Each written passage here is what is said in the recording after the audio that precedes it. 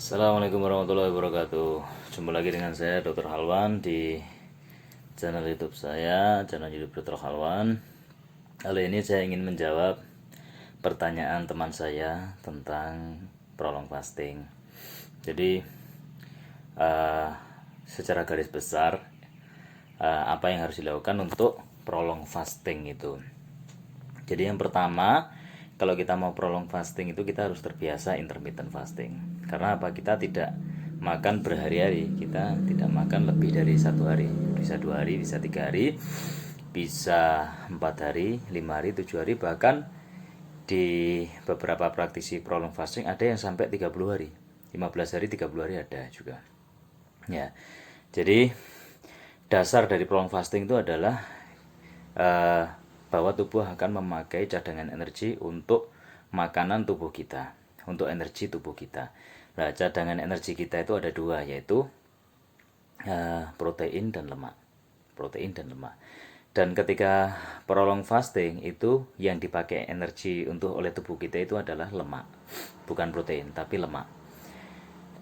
Karena apa? Ya, salah satunya ya karena HGH kita sedang tinggi-tingginya, dan HGH itu adalah hormon tubuh yang sangat pro dengan fat burning, membakar lemak. Jadi memakai lemak sebagai energi, dan dia akan mempertahankan otot dengan semaksimal mungkin. Sehingga kalau teman-teman lihat bodybuilder ya, bodybuilder binaraga itu di luar negeri yang kelasnya sudah Olimpia itu mereka selalu pakai HGH, karena HGH itu hormon yang bisa meningkatkan massa otot, mempertahankan otot, macam-macam lah untuk otot, sangat luar biasa. Nah, HGH ini akan kita dapatkan secara gratis ya. HGH yang uh, 10 ampulnya, satu ampulnya sekitar 300.000 kalau di Indonesia, di pasar online tentunya, di pasar biasa tidak ada. Itu bisa kita dapatkan secara gratis dengan kita intermittent fasting mulai dari 12 jam, 13 jam ke atas. Itu sudah HGH mulai keluar dan akan mencapai puncaknya di 24 jam. Jadi ketika kita prolong fasting, maka HGH yang mencapai puncaknya itu pada laki-laki bisa 2000%, artinya 20 kali lipat. Pada perempuan itu bisa 1300%, artinya 3 kali lipat. Itu akan dipertahankan terus kadarnya segitu sampai berhari-hari, kita berjam-jam kita puasa. Dan ketika kita makan, maka HGH itu akan langsung turun drastis gitu. Jadi kenapa prolong fasting itu salah satunya nanti HGH-nya itu akan tinggi terus selama berhari-hari kita tidak makan, dan HGH itu fungsinya sangat luar biasa. Yaitu yang pertama HGH kan, penjelasan singkat tentang HGH. Dan masih banyak lagi manfaatnya prolong fasting. Autofagi, yaitu fagi itu tubuh memakan sel-sel tubuh sendiri yang rusak, bisa juga virus, bisa juga bakteri, bisa juga jamur itu, dan dipakai dari situ dipakai untuk membuat sel baru yang lebih bagus lagi dan dipakai lagi oleh tubuh. Itu namanya autofagi. So ada namanya BDNF, brain derived neurotrophic faktor, itu apa namanya, regenerasi, repair daripada sel-sel saraf atau sel-sel otak, itu juga ada. Kemudian mulai dari 24 jam akan muncul stem cell, dan itu akan mencapai puncaknya di 72 jam. Jadi 24 jam sampai 72 jam kita prolong fasting, maka stem cell kita sangat banyak, dan stem cell itu tingkatannya luar biasa untuk repair dari organ tubuh atau sel-sel tubuh kita yang rusak. Makanya prolong fasting sangat cocok dipakai untuk orang-orang yang menderita penyakit kronis ya, kencing manis, kemudian kolesterol, kemudian kanker, itu ya sangat cocok diterapi dengan prolong fasting ini. Nah, kemudian balik lagi, sebelum kita melakukan prolong fasting, tubuh kita harus sudah fat adapted ya. Fat adapted itu adalah tubuh kita sudah terbiasa untuk memakai lemak sebagai energi. Jadi lemak dipakai untuk sebagai energi tubuh kita. Nah, kita harus fat adapted dulu. Caranya gimana? Jadi fat adapted itu bisa dicapai dalam waktu kira-kira sekitar 3 minggu sampai 6 minggu. Jadi kita harus terbiasa intermittent fasting dulu. Jadi intermittent fasting itu yang saya bicarakan di sini adalah water fasting. Jadi puasa ada dua, water fasting sama dry fasting. Kalau dry fasting itu puasa seperti orang Islam itu, jadi tidak makan tidak minum ya. Kalau water fasting itu tidak makan tapi boleh minum minuman yang tidak ada kalorinya ya, kopi pahit, teh tawar, minuman herbal, infus water buah, infus water isi sayuran yang direbus tapi airnya aja ya, sayurannya, buahnya itu dibuang ya. Infus water, seduhan jahe, kunyit itu boleh, enggak apa-apa. Terus cuka apel juga boleh. Nah, itu boleh diminum ketika periode puasa aja. Jadi kita sudah biasa intermittent fasting. Intermittent fasting itu tidak makan selama beberapa jam, kemudian makan selama beberapa jam ya. Jadi yang paling dasar tuh 16 jam kita tidak makan, 8 jam kita jam makan. Jadi 16-8 istilahnya ya. Jadi 8 jam kita makan, nak makan, jam makan, terus 16 jam kita tidak makan tapi boleh minum minuman yang saya sebutkan tadi. Nah, selama intermittent fasting, jadwal makannya itu yang paling bagus ya dua kali ya, jam ke-0 sama jam ke-8 kalau itu 8 jam. Kalau nggak bisa 2 kali ya 3 kali, jam ke-0, jam ke-4, dan jam ke-8. Tidak ada snack di antara jam makan. Kalau kita mau makan snack, misalkan kita punya cita atau punya tenggo, punya apapun tuh makanlah waktu jam makan. Jadiin satu sama jam makan, yaitu jam ke-0, jam ke-8 kalau 2 kali, atau jam ke-0, jam ke-4, jam ke-8 kalau 3 kali. Nah, dasarnya kita harus terbiasa intermittent fasting dulu supaya tubuh kita menjadi fat adapted. Kalau kita mau lebih cepat lagi, bisa dikombinasi dengan ketogenic diet.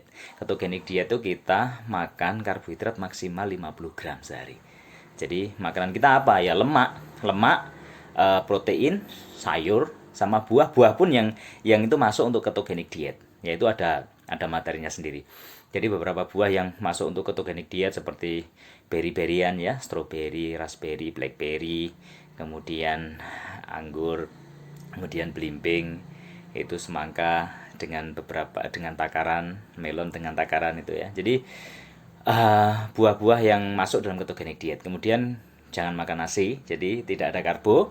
Kemudian makanan kita lemak yang sehat seperti kacang juga yang sehat tuh kacang pistasius, kacang fustuk, kacang almond, kacang biasa itu juga boleh. Kemudian lemak yang bagus tuh kelapa, minyak kelapa, alpukat buahnya yang paling bagus. Kemudian minyak zaitun ya. Jadi itu pilihan makanannya. Lemaknya juga lemak yang bagus ya. Lemak kalau misalkan ayam ya makan, beli ayam yang paha itu yang ada kulitnya, itu nggak apa-apa itu ya. Kemudian tadi intermittent fasting kalau dikombinasi dengan ketogenic diet, maka hasilnya akan jauh lebih cepat untuk fat adapted. Nah, kalau tubuh kita sudah fat adapted, maka kita sudah siap untuk prolong fasting. Nah, ciri-ciri dari fat adapted adalah ketika kita lapar. Jadi misalkan kita intermittent fasting 16 jam ya. Waktu jam ke-12 katakanlah kita lapar. Ternyata dalam beberapa menit, 15 menit atau 30 menit lapar itu hilang.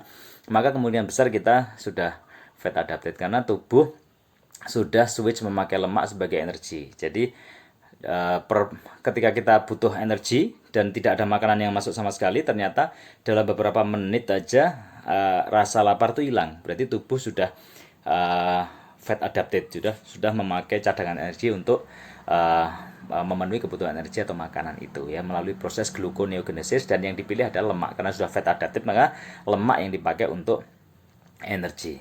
Nah, kalau sudah kita fat adapted, maka kita sudah siap untuk prolong fasting ya. Tapi kalau bisa yang intermittent fasting tadi itu ditingkatkan terus. Jadi pertama 16 jam, 8 jam makan. Nanti dalam beberapa minggu ditingkatkan 18 jam puasa, 6 jam makan. Setelah beberapa minggu ditingkatkan lagi menjadi 20 jam puasa, 4 jam makan. Setelah beberapa minggu ditingkatkan jadi 22 jam puasa, 2 jam makan. Terus kemudian OMAD, 1 meal a day. Jadi semakan sehari sekali. Kalau sudah terbiasa makan sehari sekali, ya misalnya seminggu sekali kita OMAD, seminggu sekali kita makan sehari sekali, maka kita sudah siap untuk prolong fasting. Bisa dimulai dari 36 jam, 48 jam, 3 hari 72 jam, 4 hari 96 jam, 5 hari 120 jam, bahkan mungkin 7 hari 168 jam. Jadi saya sudah mengalami semua, tapi semuanya itu berproses, bertahap. Saya pertama nyoba 36 jam, kemudian saya nyoba 42 jam, saya tingkatkan 48 jam, saya tingkatkan 72 jam, saya tingkatkan 96 jam, 120 jam, dan yang terakhir saya sudah mencoba 168 jam, 167 jam tepatnya 167 jam, jadi tidak sampai 168 jam, ya kurang 1 jam. Dan itu butuh proses. Dan ketika prolong fasting ada key poinnya, kuncinya ya kalau untuk kebutuhan makanan itu akan dipenuhi dari lemak. Tapi untuk kebutuhan vitamin, mineral itu tidak bisa dipenuhi dari tubuh itu sendiri, harus dari luar. Makanya kita harus memenuhinya dari luar. Jadi vitamin mineral itu kita penuhi dari misalkan kita minum kopi kasih garam untuk memenuhi kebutuhan natrium. Kemudian minum teh kasih garam dikit.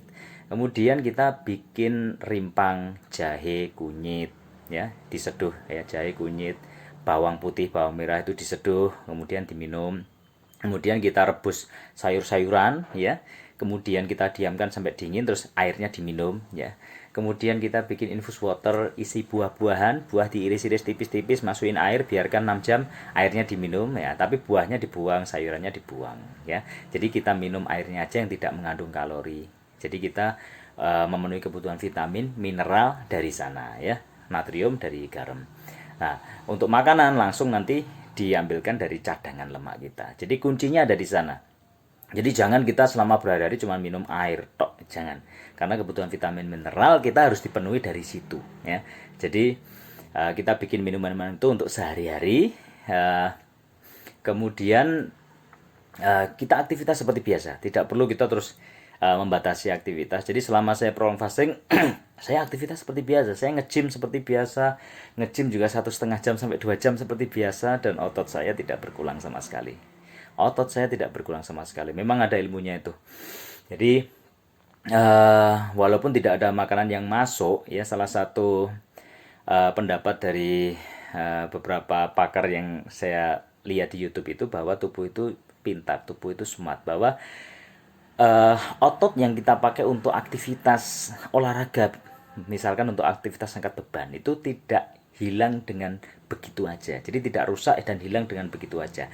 Tapi otot itu sel-sel yang rusak itu akan didaur ulang lagi oleh tubuh dan diperbaiki menjadi sel-sel diperbarui menjadi sel-sel yang baru dan dipakai oleh tubuh kembali. Jadi walaupun kita nggak makan sama sekali, ternyata otot kita tidak hilang.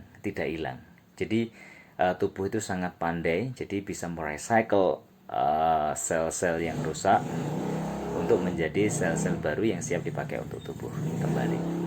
Nah, itu tadi ya dasarnya. Yang penting, yang pertama fat adapted, yang kedua minuman yang harus diminum apa itu, dan kita akan mendapatkan manfaat yang sangat banyak sekali dengan prolong fasting. Lakukanlah ya setahun 2 kali 3 kali lah, jadi 3 bulan sekali. Kalau OMAD, 1 meal a day, itu lakukan ya 1 minggu atau 2 minggu sekali. Tapi kalau yang intermittent fasting itu kalau bisa setiap hari, maka kita akan mendapatkan banyak manfaatnya ya. Saya kira itu penjelasan sedikit tentang prolong fasting ya. Tapi tetap harus diawali dengan intermittent fasting. Jadi kita melakukannya step by step, jangan langsung kita tidak makan 7 hari, enggak. Tapi step by step kita nikmati prosesnya, akhirnya nanti kita bisa prolong fasting. Ya, semoga ada manfaatnya. Kalau ada kurang lebihnya mohon maaf yang sebesar-besarnya. Assalamualaikum warahmatullahi wabarakatuh. Salam sehat dan tukar selalu dari saya Dr. Halwan. 3、2、1 ，Go！ 草原最美的花，火红的萨日朗，一梦到天涯，遍地是花香。3、2、1 ，Go！ 草原最美的花，火红的萨日朗，一梦到天涯，遍地是花香。3、2、